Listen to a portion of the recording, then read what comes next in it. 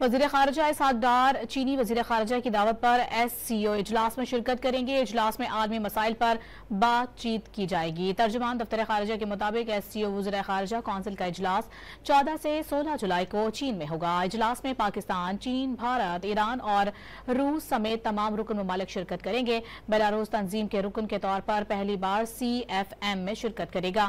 اجلاس میں عالمی مسائل سمیت SCO کی خارجہ اور سیکورٹی پالیسیز پر بات ہوگی۔